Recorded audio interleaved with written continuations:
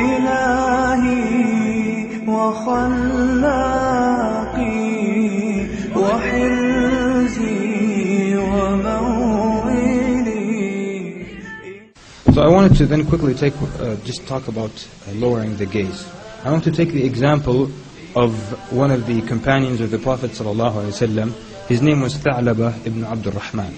He was a young man about the age of 16, and he used to always run errands for the Prophet ﷺ. He would send him here and he would send him there to do something for him.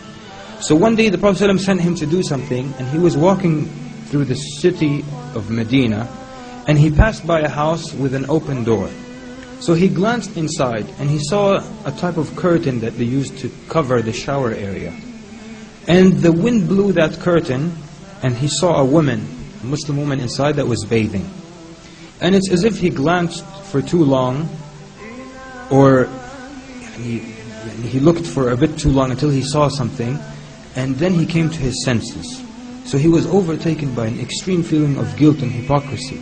And he said to himself, A'udhu Billah, the Prophet, how can I be of the companions of the Prophet ﷺ, and one who is close to him, who runs his errands, and be so horrible as to disrespect the people's privacy? So then he says, I disrespect the awrah of the Muslims. Wallahi, Allah is going to send ayat and reveal and mention me with the hypocrites. So he feared to return to the Prophet ﷺ, who would tell him that he is a hypocrite. So he ran away out of fear. He ran away.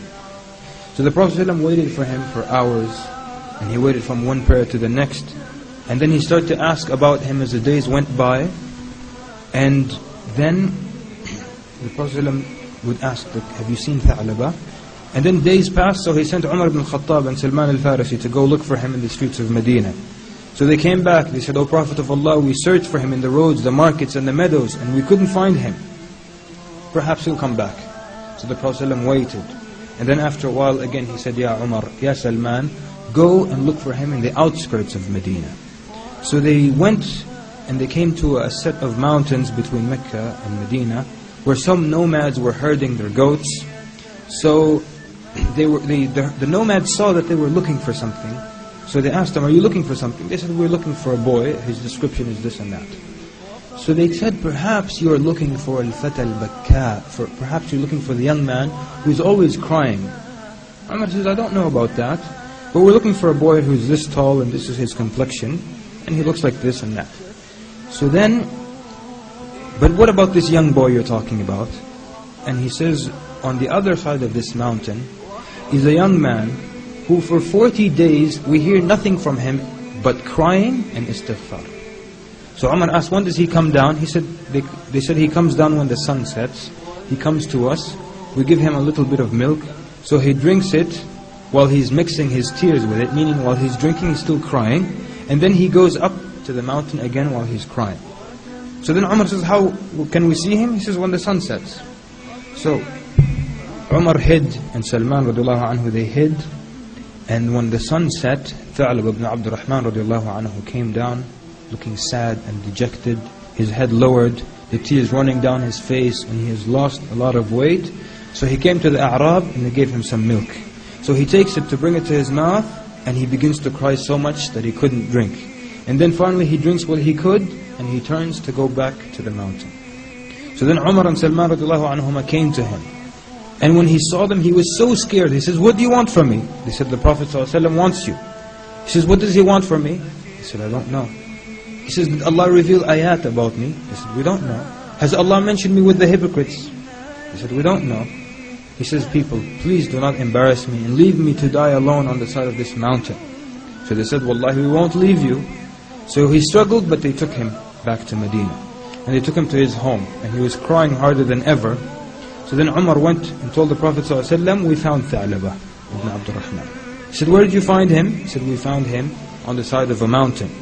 And he's at home now, you can visit him if you like. So the Prophet ﷺ went and entered upon him. And when he saw the Prophet ﷺ, he was so scared and he screamed out, Ya Rasulullah, Anzal Allahu fiyya ayat. Has Allah revealed ayat about me? Prophet ﷺ said, Kalla. He said, no. Has Allah mentioned me with the hypocrites? Prophet ﷺ said, no.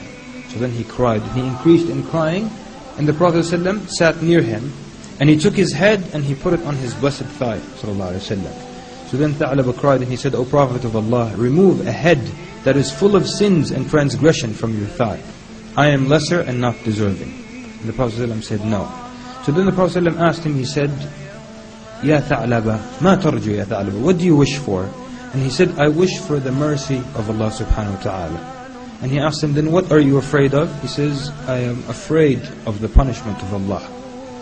And he says, وَمَاذَا تَتَمَنَّى, and what do you hope, what do you wish for? He says, أَتَمَنَّى, that I wish for the forgiveness of Allah Azza wa Jal.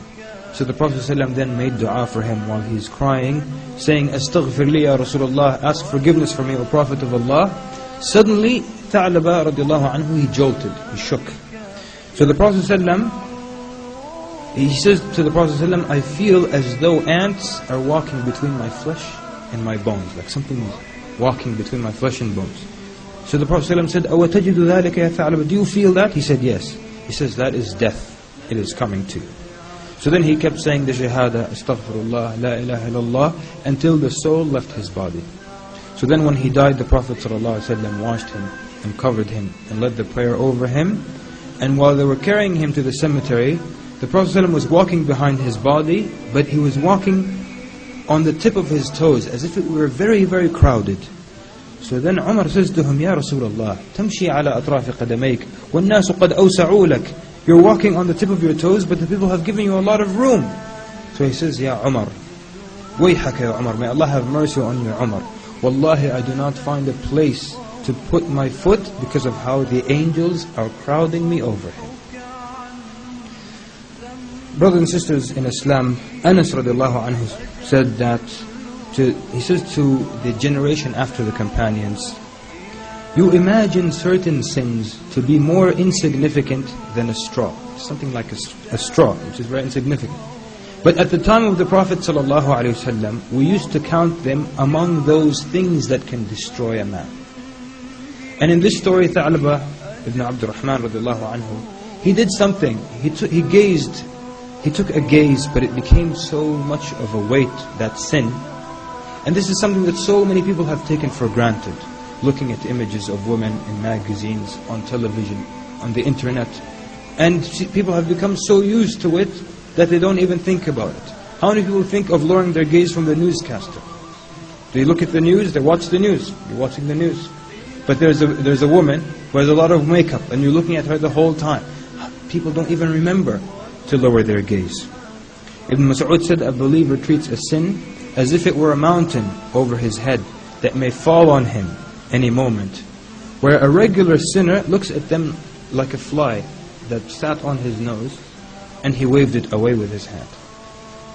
The believer, the sin is like a mountain that's going to fall on you any minute. But for the person who sins normally, sits on your nose, you go like this and it's gone. And that's why then, lowering the gaze, things like that, people have become so used to looking at things that are haram. That's why the Prophet ﷺ said, beware of minor sins, for they add on until they destroy a man.